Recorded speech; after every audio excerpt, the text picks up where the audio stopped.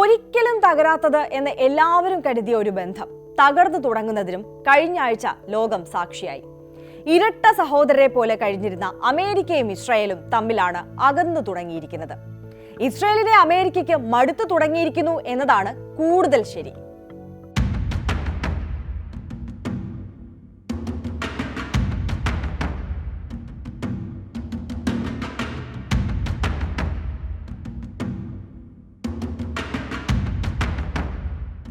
Israel അറിയാതെ ഹമാസുമായി ബന്ദിയെ കൈമാറാൻ ധാരണ. ഇസ്രയേൽ അറിയാതെ ഹൂതി വിമതരുമായി വെടിനിർത്തൽ കരാർ. ഇറാനുമായി ആണവ കരാർ ചർച്ച. ഏറ്റവും അവസാനം ഇസ്രയേലിനെ ഒഴിവാക്കി ട്രംപിന്റെ പശ്ചിമേഷ്യൻ സന്ദർശനവും. ഇസ്രയേൽ അമേരിക്ക സഖ്യം ഉലയാൻ തുടങ്ങിയിട്ട് കുറച്ചായെങ്കിലും കാര്യങ്ങൾ മറനീക്കി പുറത്തുവരുന്നത് അടുത്തിടെയാണ്.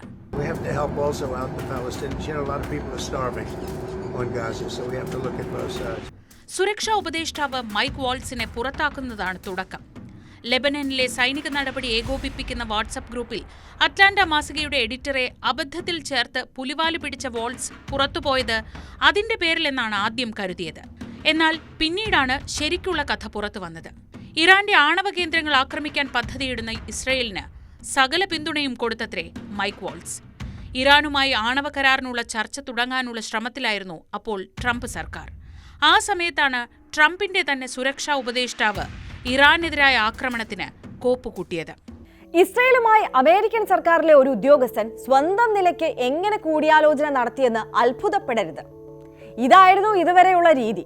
അത്രയ്ക്കുണ്ട് ഇസ്രയേലിന് അമേരിക്കൻ സർക്കാരിലുള്ള സ്വാധീനം. ഇസ്രയേലിനെതിരെ എന്ന് തോന്നിപ്പിക്കുന്ന രീതിയിൽ ആദ്യമായി നീങ്ങിയത് ഡൊണാൾഡ് ട്രംപാണ്. അതാണ് ഇതിലെ പുതുമ.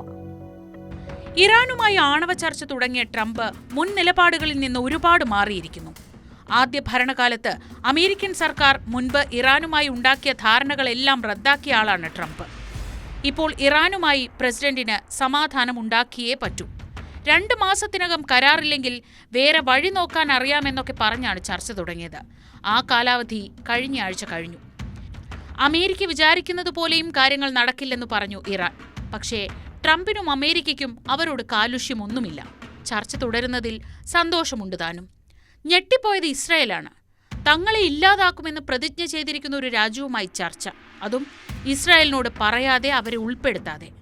ട്രംപിനിപ്പോൾ എന്താണ് ഇറാനുമായി സമാധാനം സ്ഥാപിക്കാൻ ഇത്ര തിടുക്കമെന്നാണ് എല്ലാവരും ചിന്തിക്കുന്നത്.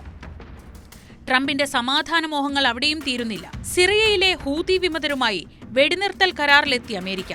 കഴിഞ്ഞ മാസം വരെ ഇസ്രായേലിനൊപ്പം ചേർന്ന് ഹൂതികൾക്കെതിരെ മിസൈൽ ആക്രമണം നടത്തിയിരുന്ന രാജ്യമാണ്. അമേരിക്കൻ കപ്പലുകൾക്ക് നേരെയുള്ള ആക്രമണം ഹൂതികളും നിർത്തി. ഇസ്രായേൽ വീണ്ടും ഞെട്ടി. കാരണം ഇപ്പോഴും ഇസ്രായേലിന് നേരെ നിരന്തര ആക്രമണം നടത്തുന്ന സംഘമാണ് ഹൂതികൾ. ഹൂതികളുടെ മിസൈലുകൾ ഇസ്രായേൽ തലസ്ഥാനത്തിനടുത്തുള്ള വിമാനത്താവളത്തിൽ വീണത് കുറച്ചു ദിവസം മുൻപാണ്. ഇപ്പോൾ ഇസ്രായേലിലെ പ്രധാന തുറമുഖമായ ഹൈഫ തുറമുഖത്തിന് ഉപരോധവും പ്രഖ്യാപിച്ചിരിക്കുന്നു. അവിടേക്ക് വരികയും പോവുകയും ചെയ്യുന്ന കപ്പലുകളെ ആക്രമിക്കുമെന്നാണ് ഭീഷണി. ഇതൊന്നും പോരാത്തതിന് ഹമാസുമായും നേരിട്ട് ചർച്ച നടത്തുകയാണ് ട്രംപ് സർക്കാർ. ഇസ്രായേൽ നോക്കി നിൽക്കെയാണ് അമേരിക്കൻ പൗരനായ ഒരു ബന്ദിയെ മോചിപ്പിക്കാൻ ഹമാസിനെ കൊണ്ട് സമ്മതിപ്പിച്ചത്. ഈഡൻ അലക്സാണ്ടർ.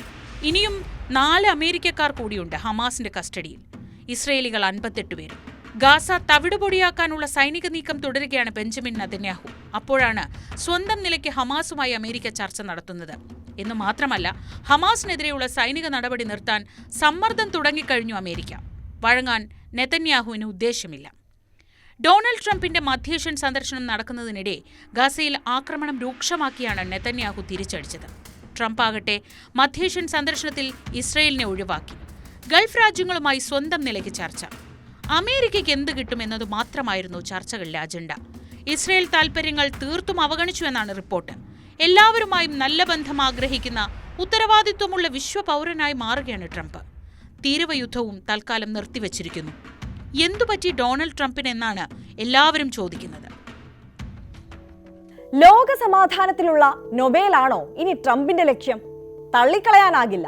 എന്തും പറയും, എന്തും ചെയ്യും വാലിബനാണല്ലോ അമേരിക്കൻ പ്രസിഡന്റ്. ഒബാമയ്ക്ക് കിട്ടാമെങ്കിൽ എന്തുകൊണ്ട് തനിക്കൊരെണ്ണം സംഘടിപ്പിച്ചുകൂടാ എന്ന് ആലോചിക്കുന്നുണ്ടാകും ട്രംപ്.